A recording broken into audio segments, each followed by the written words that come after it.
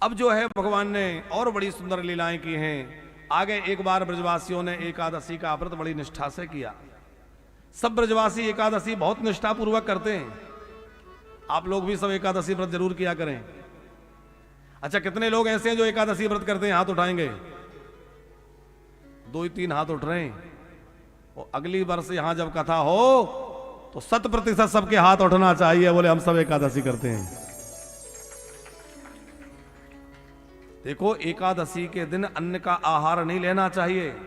पता है क्यों? क्योंकि एकादशी के दिन अन्न में पाप आकर के बसता है। एकादशी जो है वो सब प्रकार के पापों को नष्ट करने वाली है।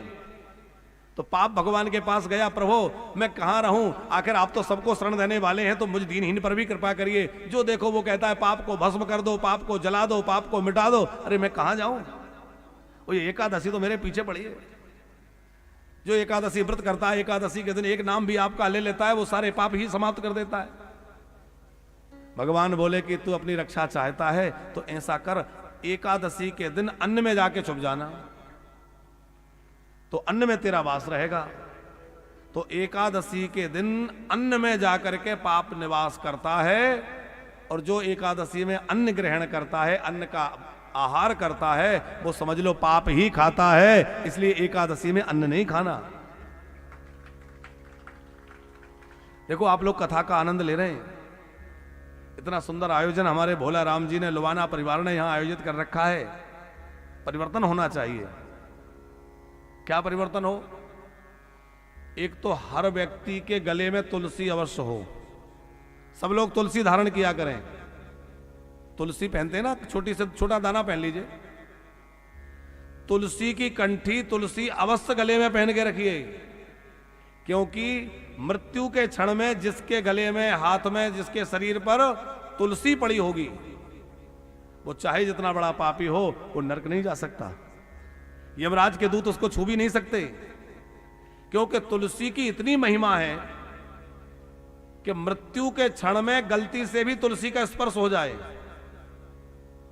धोखे से भी तुलसी पर हाथ पड़ जाए या शरीर से छू जाए, तो पापी से पापी व्यक्ति भी पाप मुक्त होकर के और विष्णु लोक को चला जाता है। ऐसी तुलसी महारानी की महिमा है। और प्रेम से जो तुलसी धारण करेंगे उनका तो फिर क्या कहना। वैसे भी लकड़ी जो है वो जल में डूबती नहीं है, और ये संसार सागर है। तुलसी वो काष्ठ है, और तुलसी रूपी काष्ठ गले में होगी तो भैया वो भवसागर में डूबने नहीं देगी, हमें पार लगा देगी। जैसे लकड़ी की नाव पार लगा देती है, वैसे तुलसी महारानी हमें भवसागर से पार लगा देगी।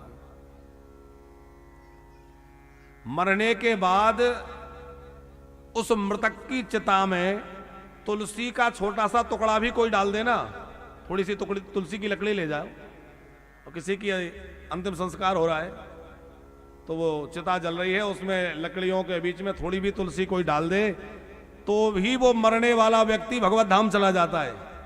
ऐसी तुलसी महारानी की महिमा है। एक पत्र तुलसी का जो है भोजन की थाली में पड़ जाए तो वो भोजन की थाली क्या बन जाती है? अजी बोलो ना, प्रसाद बन जाती है ना। आपने कितने भी व्यंजन बना लिए, तरह तरह की रसोई बना ली, लेकिन तुलसी नहीं डाली तो वो भोग प्रसाद नहीं बना। लेकिन तुलसी का एक पत्ता डल गया तो वो पूरा भोजन क्या बन गया? प्रसाद। उसी तरह आपका ये शरीर है, इस शरीर चाहे जितना सजा धजा लो, इसकी शोभा नहीं है, लेकिन एक तुलसी पड़ जाए तो ये भगवान का प्रसाद बन जाता है, ये भगवान का हो जाता है।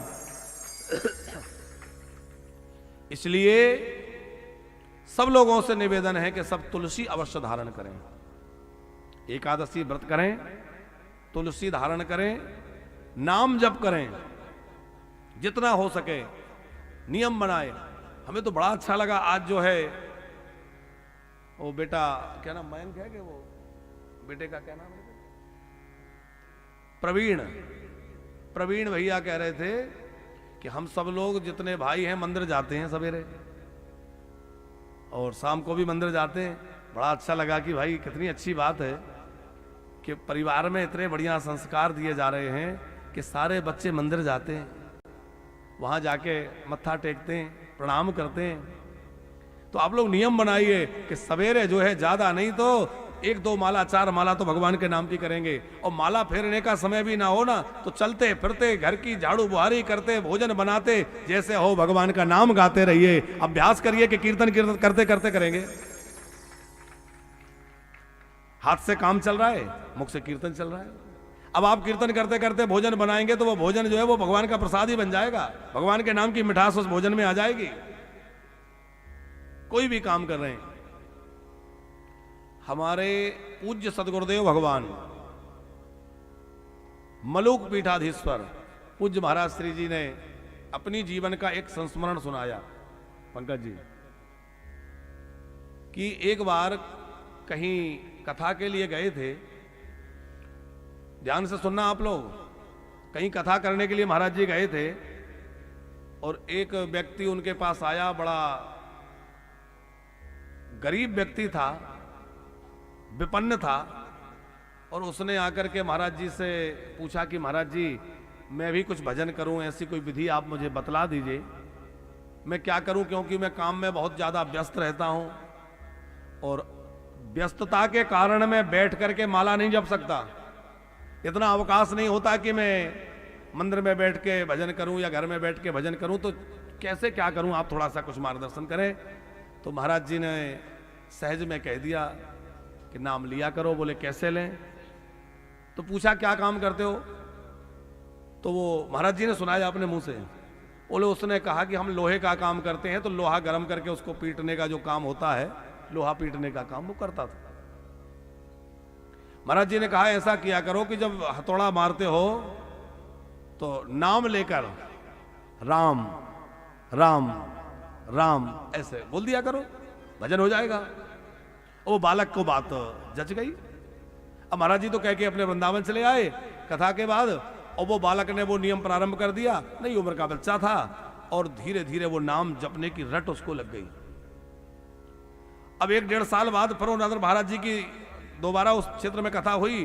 वो बालक दर्शन करने पहुंचा और महाराज जी तो पहचाने नहीं। उसने याद दिलाई, महाराज जी आप पहचाने, उस समय आए थे, मैंने आपसे वो उपाय पूछा था, आपने ऐसा ऐसा कहा था। बोले हाँ, तो तुमने किया? बोले महाराज जी किया तो किया क्या, अब तो हालत ये हो गई कि बिना राम नाम के मेरी कोई श्वास ही खाली नहीं जाती, हर समय मुंह से राम राम राम निकलता रहता है। और बड़ा आनंद आता है जब मैं वो घन पटकते भय राम राम घन पटकता हूं।